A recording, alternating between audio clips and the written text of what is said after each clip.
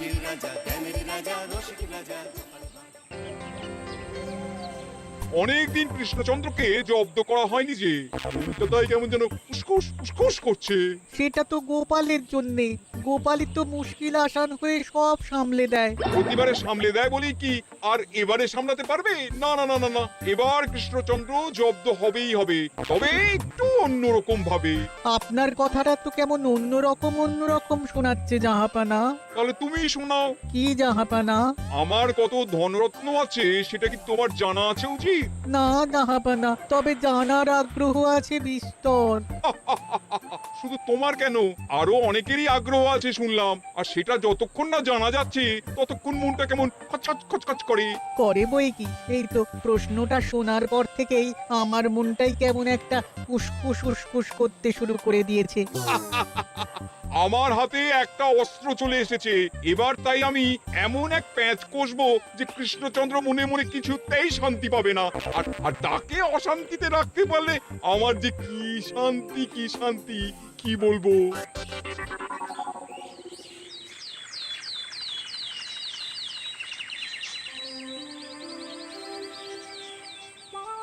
কি যে বলি, মানে এমন আমন্ত্রণ পেলে তো আর না বলা যায় না।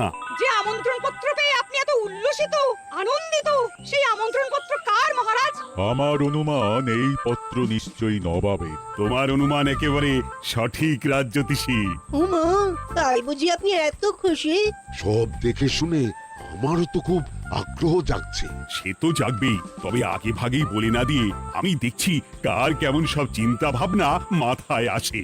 খবর তো একটা আছেই মহারাজ, তবে কথাতেই আছে না, যত হাসি তত কান্না, তাই ভালোর বদলে খারাপটাই মনে আসছে যে বেশি করে। বোঝো ঠেলা, সবকিছুতেই খালি ঘেঁটে দেওয়া। সত্যি গোপাল, আজকাল যেন সবেতেই তুমি নেতিবাচক কথা বল। এটাই তো গোপালের স্বভাব মহারাজ। সে যাই হোক, গোপালের অকর্মণ্যতা টের পেয়েই বোধ হয় নবাব শুধু আমাকে আর মন্ত্রীকে মুর্শিদাবাদে যাওয়ার নিমন্ত্রণ করেছেন। বেশ তো, ঘুরে আসুন না তবে, শুভস্য শীঘ্রম। তবে দরকার পড়লে এই ভাঙা কুলো গোপালকেই দরকারে লাগবে, কথাটা যেন খেয়াল থাকে মন্ত্রী মশাই।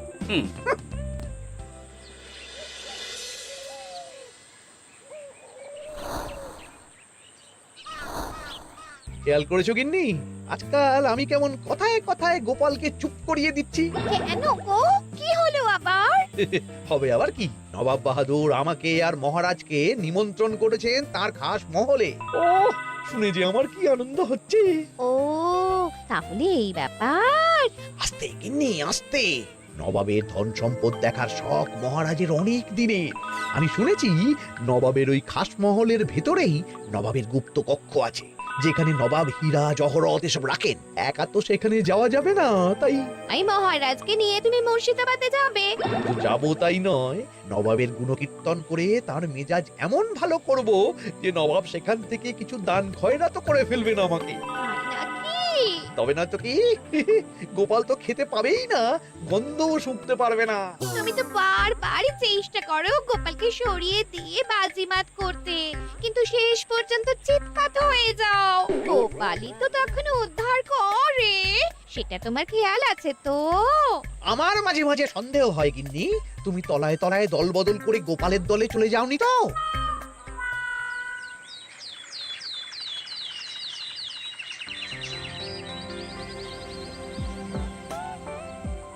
এবার বুঝলে তো দাদু, আমরা কিন্তু তোমারই দলে। ঝালে ঝোলে অম্বলে সব সময় তোমার সঙ্গে সঙ্গে থাকি। তাই যখনই পাই তখনই তোমাকে সেবা করার সুযোগ হাতছাড়া করতে চাই না, কি বুঝলে? তাই বলে পড়া ছেড়ে তোরা এখন দাদুকে হাওয়া করছিস? তুমি বুঝবে না দিদা, দাদুকে শুতে বসতে হাতে রাখলে লাভ আছে। সে তো বটেই, আর তুমি বা শুয়ে আছো কেন? তোমার কি কাজকর্ম কিছু নেই? পড়ে পাওয়া 14 আনা ছুটি কাজে লাগিয়ে কদিন ভাবছি দিব্যি গায়ে হাওয়া লাগাবো, বুঝলে কিনি? আর আমরা এসে সেটাই করে দিচ্ছি। সে তো দেখতেই পাচ্ছি, তা ছুটিটা কি সে শুনি? ওদিকে মহারাজ আর মন্ত্রীমশাই নবাবের কাছে গেছেন, তাই এদিকে আমি শুয়ে পড়েছি, এই আর কি। কথাতেই তো আছে, চাষি গেল ঘর, লাঙল তুলে ধর, তাই না গিন্নি? কথায় কথায় দাদু ভালোই দিয়েছে। কোথায় মহারাজ তোমাকে সঙ্গে করে নিয়ে যায়নি বলে তোমার আফসোস হবে তা নয়, উল্টে তুমি শুয়ে শুয়ে হাওয়া খাচ্ছ। আমার মন বলছে শুধু আমি নয়, নবাবও বাজাচ্ছেন ওদিকে। মহারাজ আর মন্ত্রীমশাইকে ঘটা করে কি আর এমনি এমনি ডেকে নিয়ে গেছেন সেখানে? হ্যাঁ?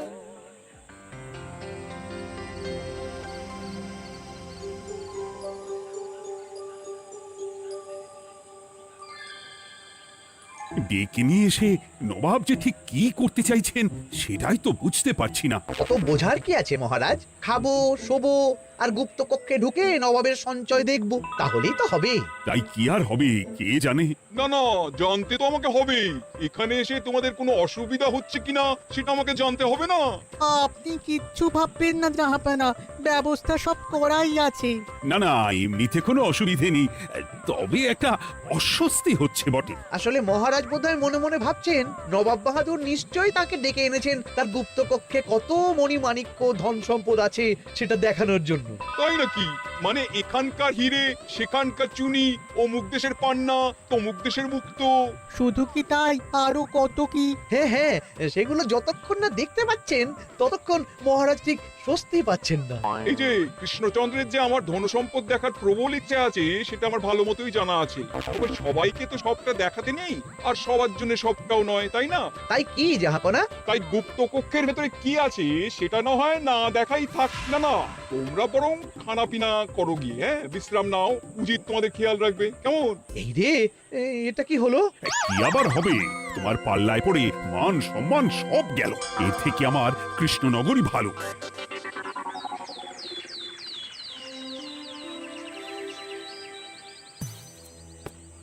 মুর্শিদাবাদ থেকে ফিরে আসার পর থেকেই কেমন থমথমে মুখ করে বসে আছেন মহারাজ, ব্যাপারটা কি? হাতির যত্ন কেমন হলো মহারাজ? কোনো ত্রুটি ছিল নাকি? না না, তেমন কিছু নয়, তবে যে উদ্দেশ্যে নবাবের কাছে যাওয়া সেটাই তো সফল হলো না। গুপ্ত কক্ষে ঠিক কি কি ছিল সেটাই তো জানা হলো না, তাই না মহারাজ? উদ্দেশ্যটা আসলে কার ছিল সেটা আমি এখন ঠিক বুঝতে পারছি। তোমাকে আর সাফাই দিতে হবে না। সেই বুঝবেন, তবে দেরিতে বুঝবেন। কি আর করা যাবে, ফলে যা হওয়ার তাই হবে। না না, তাই বলে নবাব যেভাবে তার গুপ্ত কক্ষে ঢুকতে না দিয়ে আমাকে অপমান করেছেন সেটা আমি মোটেই মেনে নিতে পারছি না। মহারাজের এই অপমানের শোধ তুলতে পারে একমাত্র গোপাল, আমি নিশ্চিত। ঠিক বলেছেন, গোপাল যদি দেয় কোনো চাল তাহলেই নবাব হবেন নকল। না না, এর মধ্যে গোপালের ঢোকার কোনো দরকার নেই। এটা মহারাজ আর নবাবের ব্যাপার। তুমি চুপ করো, কে কোথায় ঢুকবে সেটা আমায় দেখতে দাও। এখানে আর দেখার কি আছে মহারাজ? নবাবের মুখের ওপর তো আর কিছু বলা যাবে না। তুমি বলো গোপাল, সুযোগ পেলে তুমি নবাবকে পাল্টা শিক্ষা দিতে পারবে কিনা?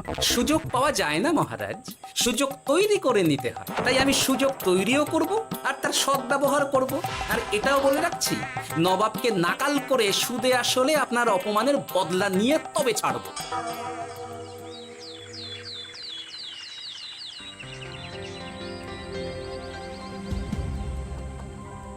কি হলো জাহাপানা, আপনি যেমনটা চেয়েছিলেন তেমনটাই তো হলো।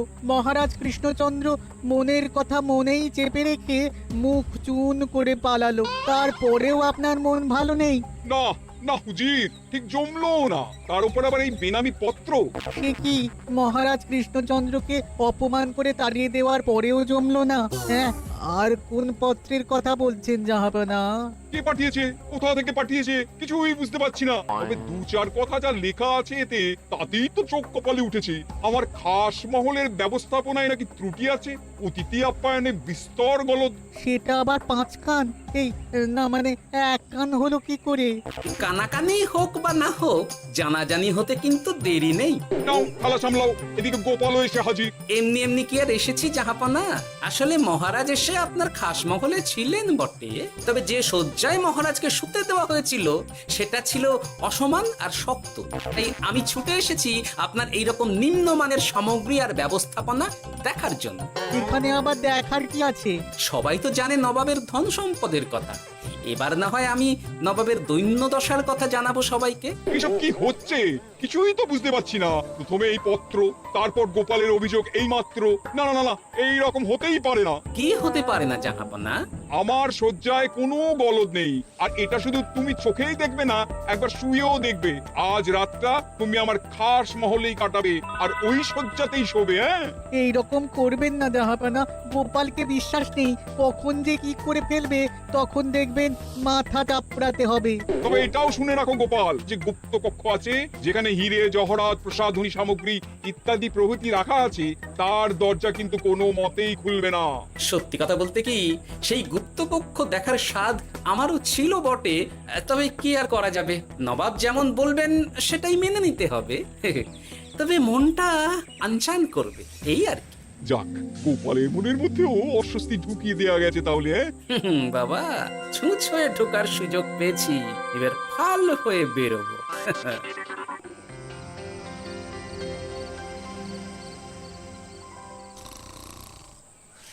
আপনি কিচ্ছু ভাববেন না জাহাপানা, গোপালকে আমি চোখে চোখেই রেখেছি।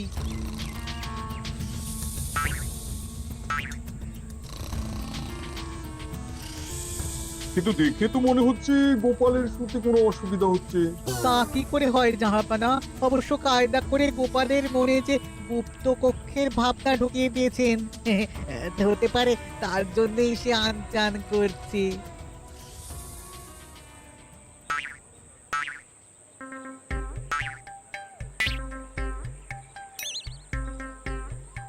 ওই দেখো, গোপাল হঠাৎ কি শুরু করেছে। তাই তো, কিন্তু কি করতে চাইছেটা কি? কি হলো গোপাল, কিছু বলবে নাকি? কি আমি কোথায়? ও, এটা তো রাসমহলই মনে হচ্ছে। এখানেই তো তুমি ছিলে, কি মুশকিল। আচ্ছা, তোমার অসুবিধাটা ঠিক কোথায় হচ্ছে বলো তো? না না, শুতে তেমন কোনো অসুবিধা বোঝার আগেই তো অন্য অসুবিধা শুরু হয়ে গেল। আসলে সত্যি সত্যি তো আর গুপ্তকক্ষে ঢুকতে পারিনি, তাই স্বপ্নে ঢুকেছিলাম মনে হলো। তারপর সেখানে ঢুকেই দেখতে পেলাম বস্তা বস্তা ধনরত্ন। আমি তো সেই বস্তার ভেতরে হাত ঢুকিয়ে সেগুলোকেই তো হাত দিয়ে তুলছিলাম। এবার তো বুঝতে পেরেছো যে তুমি স্বপ্ন দেখছিলে। এবার ঠিকঠাক ঘুমো তাহলে।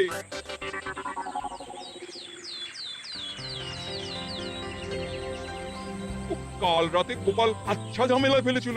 তবে ফেলে না জাহাপানা। আমাকে নিয়েই আলোচনা চলছে মনে হচ্ছে। ভুল কিছু মনে হয়নি, সেটাই হোক। এখন বলো দেখি, খাস মহলের সজ্জাটা কেমন ছিল কাল রাতে? সে আর কি করে বলি জাহাপনা, স্বপ্ন দেখার চক্করে ঘুমের দিকে তেমন মন দিতে পারিনি যে। গোপাল মানেই গোলমাল, আবার বাহানা দিতে শুরু করেছে। তাই বলছিলাম কি, আর এক রাত না ঘুমোলে ঠিক মতো বলতে পারবো না। বেশ তো, আর এক রাত থাকো না হয়, তবে আমারও একটা শর্ত আছে। আগের রাতে তুমি স্বপ্নের ঘরে যা কাণ্ড ঘটিয়েছো না, তাতে জাহাপানা খুব বিরক্ত, বুঝতে পারছো নিশ্চয়ই। বুঝেছি তো, তবে যে কোনো শর্তেই আমি খাস মহলে শুতে রাজি।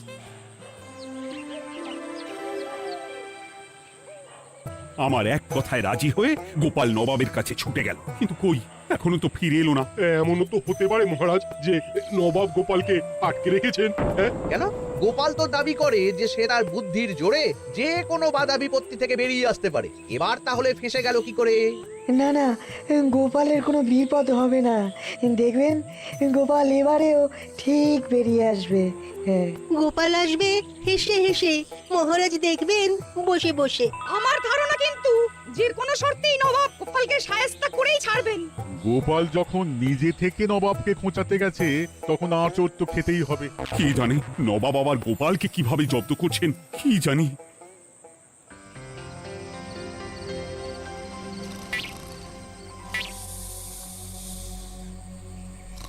ব্যবস্থাপনায় কোনো ত্রুটি নেই জাহাপানা, তবে আজ গোপালকে না আচ্ছা জব্দ করা হয়েছে জাহাপানা। গোপালকে আজ আর বালিশ দেওয়া হয়নি। এমনটাই তো নির্দেশ দিয়েছিলাম। দেখি, আজ মনে হচ্ছে গোপাল বিশেষ ক্যাম্পও করতে পারবে না। কিন্তু এ কি, গোপাল যে আবার উসখুস করছে। তাই তো দেখছি। এক্ষুনি গোপালকে ঘুম থেকে ডেকে তুলে দিতে হবে, না হলে আজ আবার একটা অনিষ্ট করবে। না না, আজ আর কিছুই করতে পারবে না, বালিশই তো নেই।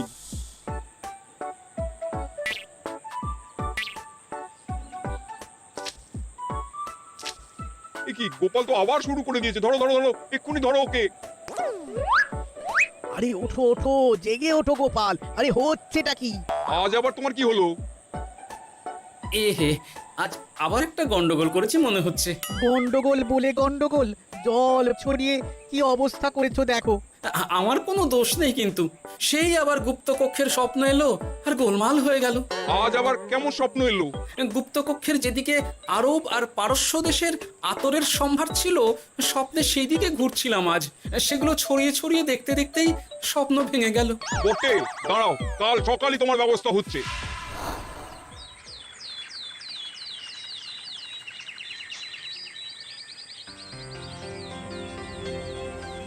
গোপালের বিদায় করার ব্যবস্থা পাকা হয়েছে তো উজির? কি যে বলেন জাহাপানা, আপনি কিছু করতে বললে আমি কি সেই কাজ ফেলে রাখি নাকি? কি ব্যবস্থা করলে শুনি? তোমার তো আবার 18 মাসে বছর। এবারে আর সেটা বলতে পারবেন না। ঘোড়ার পিঠে চেপে এতক্ষণে হয়তো গোপাল কৃষ্ণনগরে পৌঁছেও গেছে। যাক, আপদ বিদেয় হয়েছে তাহলে। সর্বনাশ হয়ে গেছে জাহাপানা। আবার কি হলো? গোপাল তো ওই খাসমহল ছেড়ে যায়নি, উল্টে কোথা থেকে একটা ওই ঢেড়া জোগাড় করে এনে ওই সবকিছু ঘেঁটে দেওয়ার চেষ্টা করছে। বোঝো ঠেলা, এবারে নবাবই দেখুক কি করে সামলাবে।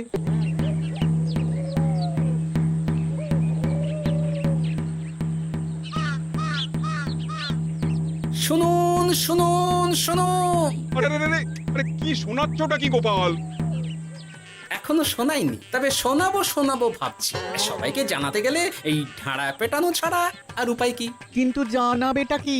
এই যে নবাব যে অতিথিদের ডেকে এনে তাদের নিশ্চিন্তে ঘুমোতে দেওয়ার ব্যবস্থা করতে পারেন না, এটা তো সবার জানা দরকার। কি বিপদ! না না না না, এই বদনাম নিয়ে আমি গোপালকে কোথাও যেতে দেবো না। তাহলে কি করতে হবে জাহাপানা? আজ ও রাতে গোপাল খাস মহলে শোবে। এই তো এবার পড়েছেন গোপালের জালে।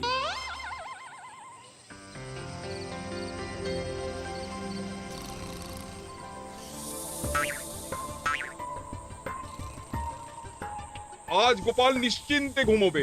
স্বপ্ন অস্বস্তি হওয়ার মতন কিছুই হবে না আজ। গোপালকে ভরসা নেই জাহাপানা, কখন যে কি করে ফেলে বলা তো যায় না। না না, আমি নিশ্চিত আজ আর কিছুই হবে না।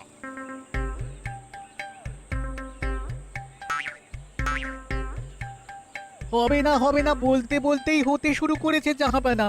আরে ওকে গিয়ে চেপে ধরো এক্ষুনি। ঘুমের ঘোরে আবার কি করছো গোপাল? এবার আবার কি হয়েছে? আবার কি স্বপ্ন দেখছিলে নাকি? কি মুশকিল হলো বলুন তো দেখি। গুপ্ত কক্ষে ঢুকতে পারিনি, কিন্তু তার স্বপ্ন দেখা তো থামছে না। তার মানে? আজ স্বপ্নে দেখছিলাম গুপ্ত কক্ষের একদিকে দামি দামি রেশমি কাপড়, মসলিনের বিপুল সম্ভার, ওই সেগুলোই টেনে টেনে দেখছিলাম আর কি। তাই বলে পর্দা ধরে টানাটানি করতে হবে? ওই দেখুন, ওগুলোকেই তো মসলিন ভাবলাম। না না না না, এবার আমি মনে মনে স্থির করে ফেলেছি এই ঝামেলা থেকে বেরোবার একটাই উপায়, আর সেটাই এবার আমি করব।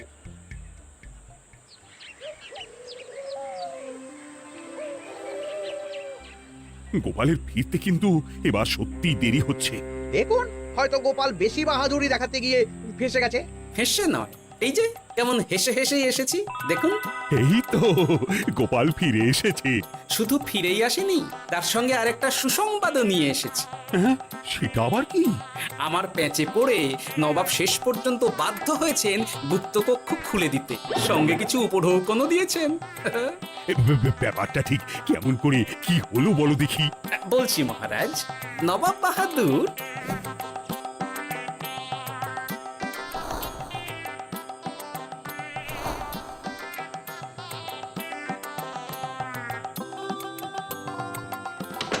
এসো গোপাল, তোমার জন্য আমি গুপ্ত কক্ষের দরজা খুলেই দিলাম। তবে খবরদার, আবার উল্টো পাল্টা স্বপ্ন দেখে ঘুম নষ্ট হওয়ার বাহানা দেবে না। আর কৃষ্ণচন্দ্রকে গিয়ে বলবে তারও আর গুপ্ত কক্ষ দেখতে আসার কোনো বাধা নেই। আর একটা কথা,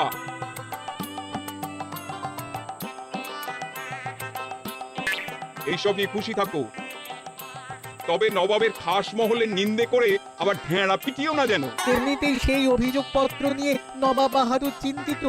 সেই চিন্তা ঝেড়ে ফেলুন জাহাপনা, কারণ ওটা আমারই দুষ্ট বুদ্ধির ফল। অবস্থা বুঝে ওই ব্যবস্থা আমিই নিয়েছিলাম। হ্যাঁ আগে হ্যাঁ। সাবাস গোপাল, তুমি তাহলে শেষমেশ যে কোনো উপায়ে নবাবকে মাথা নোয়াতে বাধ্য করলে।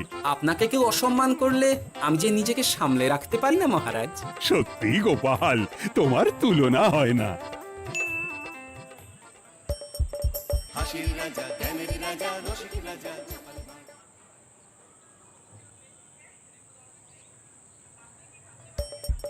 হাসির রাজা, জ্ঞানের রাজা, রসিক রাজা।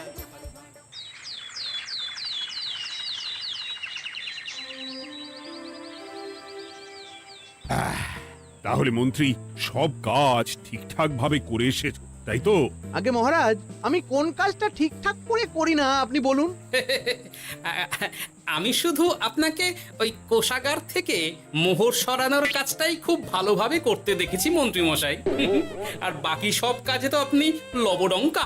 গোপাল, মুখ সামলে কথা বলো, হ্যাঁ? বেশি বাড়াবাড়ি করো না। কি বলতে চাইছেন মন্ত্রী মশাই?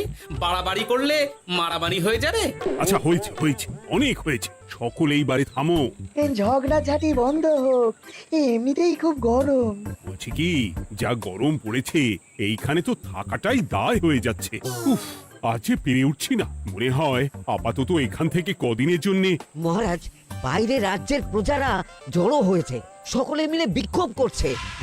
একবার শিগগির আসুন মহারাজ, নইলে সাংঘাতিক কিছু একটা ঘটে যাবে।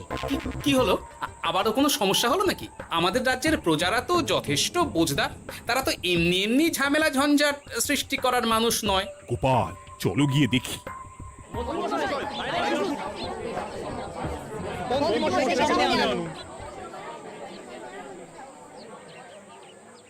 কি ব্যাপার, তোমাদের কি সমস্যা হয়েছে? এইভাবে বিক্ষোভ করছো কেন? মহারাজ, মন্ত্রী মশাইকে সামনে আনুন, তারপর বলছি কি হয়েছে না হয়েছে। সেরেছে। আরে, আমাকে ডাকছে কেন? আচ্ছা, বলছি তোমরা একটু শান্ত হও। আমি বুঝতে পারছি তোমরা কিছু একটা কারণে খুবই অসন্তুষ্ট হয়েছো, তাই সেই জন্য বলছি আগে শান্ত হও, তারপর বলো মন্ত্রী মশাইকে কেন খুঁজছো, উনি কি করেছেন। গোপাল দাদা, তুমি তো জানোই রাজ্যে যা গরম পড়েছে, তার জন্য খাল, বিল, পুকুর, নদী, নালা একেবারে শুকিয়ে গেছে। চারিদিকে জলের হাহাকার। হ্যাঁ হ্যাঁ, সে তো জানি। গত সপ্তাহে এই সমস্যার কথা জানিয়ে মহারাজকে অনুরোধ করে গিয়েছিলাম যে রাজ্যের বাঁধটা যাতে খুলে দেওয়া হয়। কেন? আমি তো তোমাদের কথা রেখেছি। আমি তো দুদিন আগেই মন্ত্রীকে পর্যাপ্ত পরিমাণে মোহর দিয়ে বাঁধ খোলার কাজে পাঠিয়েছিলাম। কেন, উনি কি বাঁধ খোলেননি? সেইটা ওনাকেই জিজ্ঞাসা করুন। গত দুদিনে উনি তো বাঁধ খুলতে আসেনি, উপরন্তু আমরা ওনাকে ডাকতে গেলে উনি আমাদেরকে তাড়িয়ে দিয়েছেন। সে কি, এ তো ভারী অন্যায়। দুদিন ধরে অপেক্ষা করে আর না থাকতে পেরে আজকে আমরা এখানে এসেছি। এই অবস্থায় আমরা কি করব? যদি আমাদেরকে আমাদের রাজ্য সাহায্য না করে তাহলে কোথায় যাব আমরা? ছি ছি ছি, আমি তো ভাবতেই পারছি না। মন্ত্রী, এই মন্ত্রী। মহারাজ, মন্ত্রী মশাইয়ের ব্যাপারটা পরে দেখে নিচ্ছি, আগে এদেরকে শান্ত করি চলুন। মনে রাখবেন, প্রজারা একবার বিপক্ষে চলে গেলে কিন্তু খুব মুশকিল হয়ে যাবে। শোনো সকলে, তোমরা আজকের দিনটা একটু কষ্ট করো। আমি কথা দিচ্ছি, কাল সকাল হলেই বাঁধ খোলার ব্যবস্থা করব। ঠিক আছে? ঠিক কথা বলেছো তো গোপাল দাদা। দাদা বলে যখন ডাকো, তখন দেখো এই দাদা তার ভাইদের কিছুতেই নিরাশ করবে না। শুধু আজকের দিনটা একটু চেয়ে নিচ্ছি, ব্যাস। ঠিক আছে, আজকে আমরা চলে যাচ্ছি, কিন্তু কালকে কিছু না হলেই। কোনো কিন্তুরই জায়গায় নেই পুঁটির বাবা। আর তোমরা রাগ করো না। চিন্তা করো না, সকাল হলেই সাঙ্গ পাঙ্গ নিয়ে আমি বাঁধ খোলার কাজে নেমে যাব।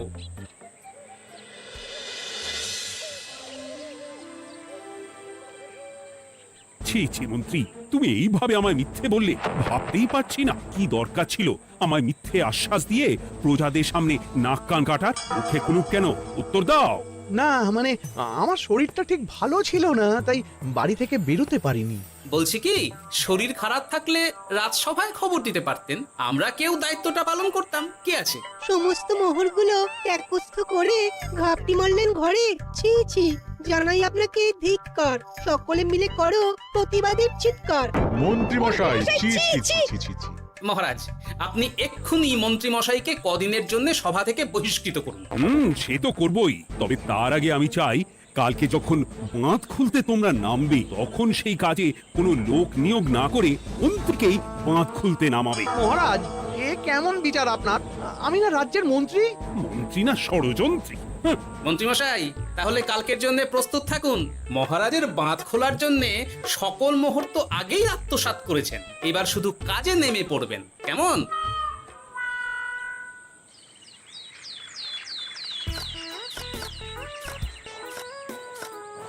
ওহ গোপাল, এইবারে ছেড়ে দাও, আর পাচ্ছি না।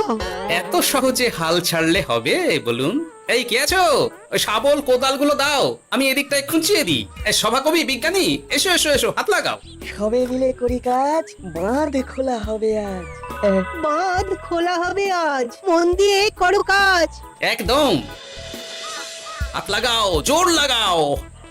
গোপাল দাদা, সভাকবি, বিজ্ঞানী দাদা আর আর বাকি দাদা ভাইরা আসুন আসুন, সকলে একটু শরবত খান।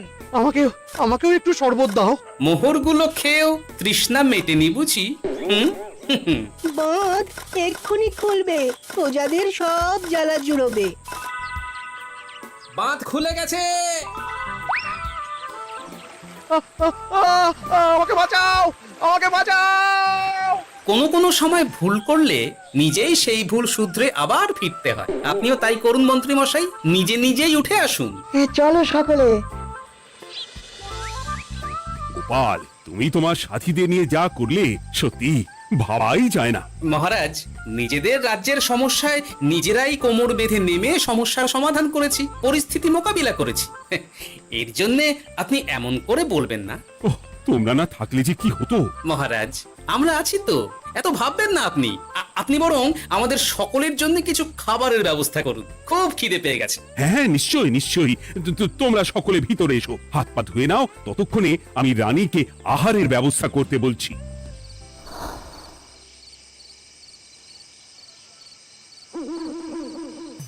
ওমা গো, ওমা বাঁচাও। কি শরীর খারাপ তাই না লাগছে গো। একে গিন্নি, বাবারে, কি হয়েছেটা কি? ও, তুমি এইভাবে এখানে শুয়ে কাতরাচ্ছ কেন? বলি তুমি এসেছো? হ্যাঁ, এই তো আমি চলে এসেছি। কি হয়েছে গিন্নি? তোমার কোথায় কষ্ট হচ্ছে? গরমে হাঁসফাঁস করছি গো। পারছি না, রান্না করতে গিয়ে খুব বাজে অবস্থা হয়ে গেছে গো। এই থেকে এইখানে পড়ে পড়ে গড়াচ্ছি। ঠিক আছে, আজ আর রান্না করতে হবে না গিন্নি, আমি রাজবাড়ি থেকে খেয়ে এসেছি। বাহ, নিজে খেয়ে এসেছো বলে আর রান্না করতে হবে না বলে দিলে, হ্যাঁ? এদিকে রাত্রে আমি খাবো কি সে খেয়াল আছে? হ্যাঁ, খেয়াল আছে।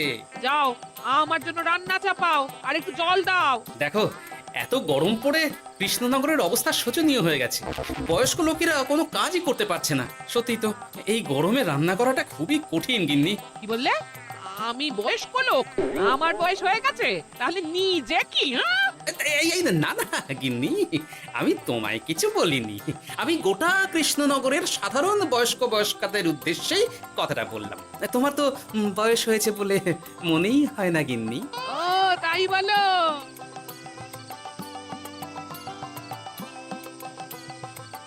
নাও গিন্নি, জল নাও। আজ না হয় আমি রান্না করব।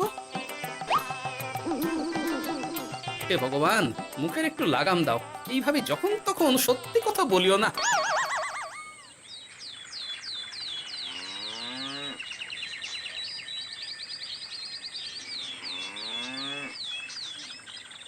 গোপাল দাদা, ও গোপাল দাদা, একবারটি বাইরে এসো। মহারাজ জরুরি তলব করেছেন। আবার কি হলো গোপাল দাদা, গিন্নি? একবার ও বাইরে গোপাল গিয়ে দাদা। দেখে আসি, বুঝলে? পেয়াদা এসে অনেকক্ষণ থেকে ডাকছে। গোপাল দাদা, আচ্ছা গিয়ে গোপাল দেখো। দাদা। ও গোপাল দাদা, গোপাল দাদা, ও গোপাল দাদা, আরে তুমি এক্ষুনি একবার প্রাসাদে চলো। রানীমার খুব শরীর খারাপ করেছে, মহারাজ তোমাকে খবর দিতে বললেন। ঠিক আছে, তুমি যাও, আমি আসছি।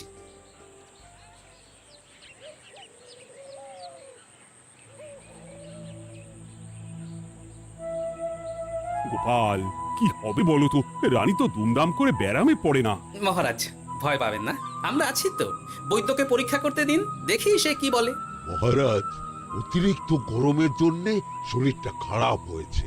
আসলে উনি এই তীব্র দাবদাহ নিতে পারেননি।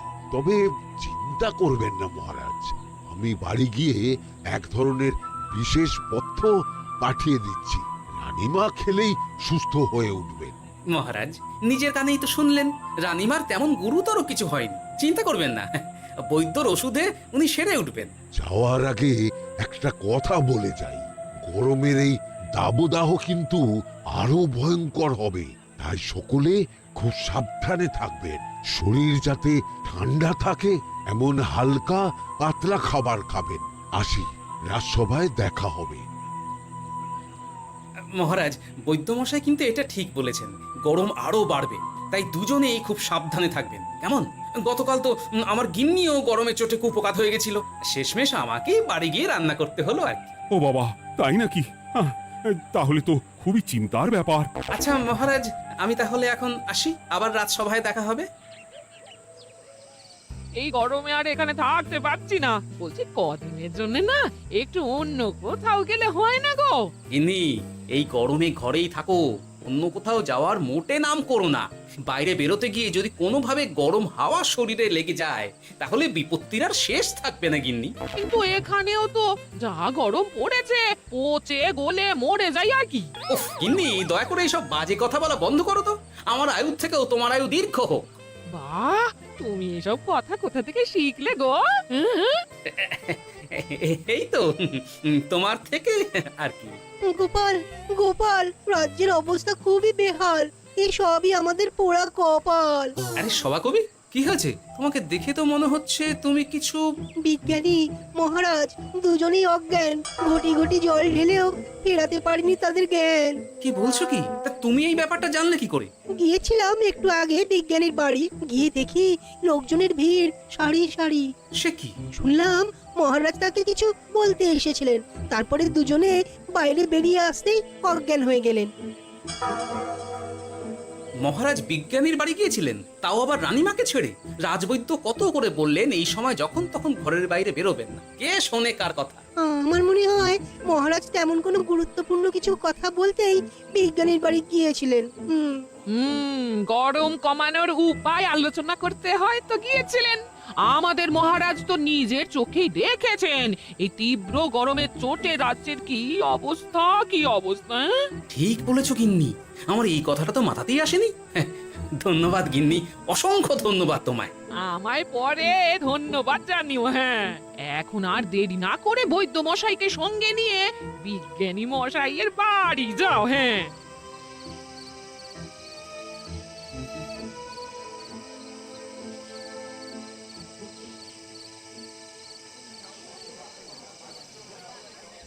কি বুঝছেন বৈদ্যমশাই?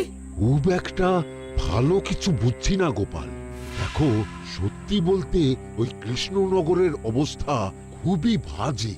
তাই এখানকার মানুষেরা একে একে অসুস্থ হয়ে পড়ছে।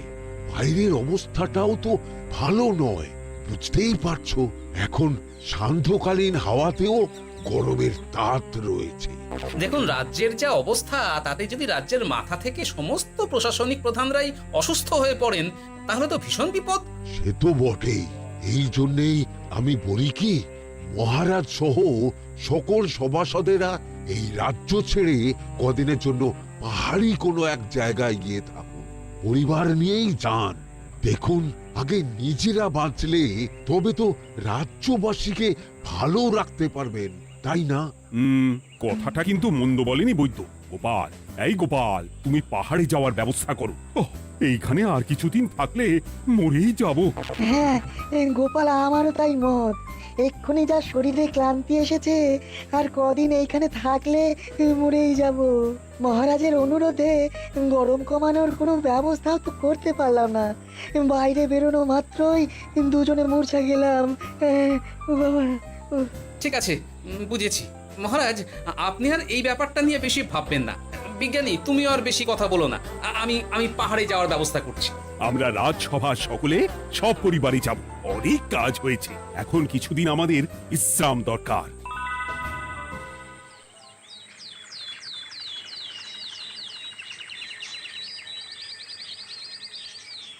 কি গোপাল, মন্ত্রীকেও তুমি আমাদের সঙ্গে নিয়ে যাচ্ছ? তুমি কি সব ভুলে গেছো? মহারাজ, আপনি খামোখা উত্তেজিত হবেন না।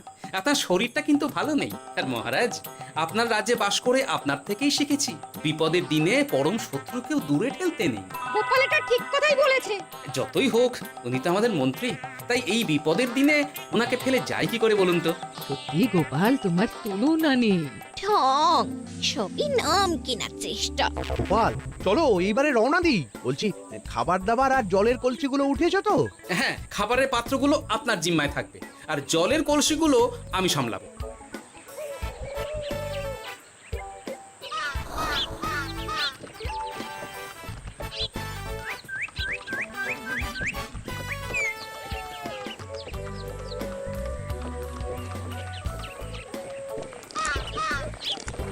কি গো, তুমি খাবার ছেড়ে শুধুই জল খাচ্ছ? ওদিকে মন্ত্রী মশাই যে সব খাবার একাই সাবার করে দিলে না? ভালোই তো, থাক না। এরপরে বড় বাইরে যেতে হলে বুঝবে। আমি তো ওই জন্যই নিজের জিম্মায় শুধুমাত্র জল নিয়েছি। দেখো, জল খেলে ছোট বাইরে যাওয়ার দরকার হলে চলে যেতে পারবো, কিন্তু বড় বাইরে যাওয়ার দরকার হলে তো যেখানে সেখানে যেতে পারবো না। তাই জলই সই। কিন্তু সবার জল যদি তুমি একাই শেষ করে দিলে তাহলে এই রে, এটা তো ঠিক বলেছো গিন্নি।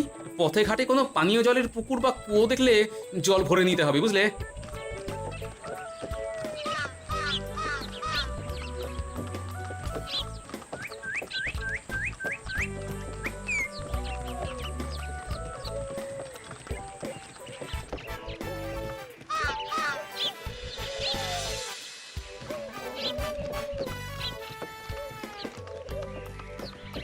সকলে আসুন, দেখুন দেখুন মহারাজ আমার মূর্ছা গিয়েছেন, আসুন। সে কি, কৃষ্ণনগর পেরিয়ে এসেছি, এখন এই অচেনা অজানা জায়গায় এসে মূর্ছা গেলেন? গিনি চলো তো শিগগির গিয়ে দেখি। কেউ ঘাবড়াবেন না, মহারাজের শরীরটা আসলে খুব দুর্বল ছিল তো, তাই মূর্ছা গিয়েছেন। তবে চিন্তার কিছু নেই, আমি এক ধরনের পথ্য দিচ্ছি, এটা খেলেই উনি আবার সুস্থ হয়ে যাবেন। ঠিক আছে বৈদ্যমশাই, আপনি তাহলে যত তাড়াতাড়ি সম্ভব পথ্যটা তৈরি করুন। হ্যাঁ, আমার এই পথ্যটা তৈরি করার জন্য একটু জলের প্রয়োজন, একটু জলের ব্যবস্থা করুন তো। এ মা, বলি গাড়িতে যে এক ফোঁটাও জল নেই গো, কি হবে? এই গোপাল, তুমি একাই সব জল খেয়ে বসে আছো? হ্যাঁ গোপাল, এখন এসব বাদ দাও, চলো একটু জলের ব্যবস্থা করি। হ্যাঁ, খানাখন্দ, খাল, বিল, নদী, সমুদ্র, যেখান থেকে পারো জল নিয়ে এসো। জল ছাড়া এই পথ্য বানানো অসম্ভব। গোপাল, এ কি করা যায় বলো? দাঁড়াও, আমি একটু ছোট বাইরে থেকে ঘুরে আসছি। হ্যাঁ, খুব জোরে বেগ আসছে, ত্যাগ না করতে পারলে বুদ্ধি খুলবে না।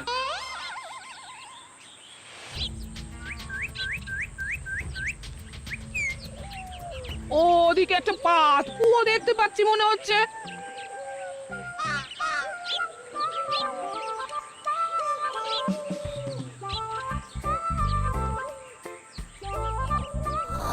জল কোথা থেকে পাবো?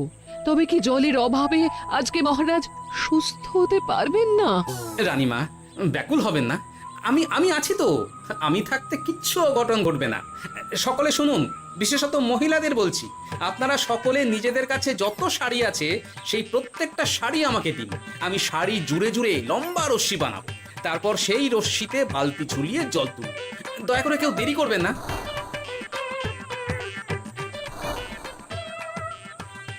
এই নাও আমার 5খানা শাড়ি। হ্যাঁ, এই নাও আমার 10খানা শাড়ি।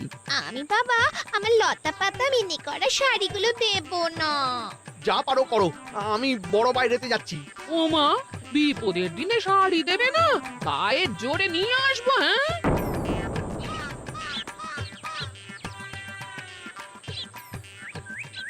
এ বাবা, এখনো কিছুটা কাপড় লাগবে তো। যা গভীর পাতকুয়া, সবার সব শাড়ি তো কাজে লাগিয়ে দিয়েছি, এখন কি হবে? আরে ওই তো কার একটা ঝোপের কাছে ধুতি পড়ে রয়েছে, যাই ওইটাই নিয়ে নি। এই গোপাল, গোপাল, আরে করো কি, ওটা তো আমার ধুতি। আরে আরে আমি এই ঝোপে বড় বাইরের জন্য এসেছি। আরে মন্ত্রী মশাই, বড় বাইরে করার সময় অযথা অন্যদিকে মন দেবেন না, তাহলে পেট সাফা হবে না।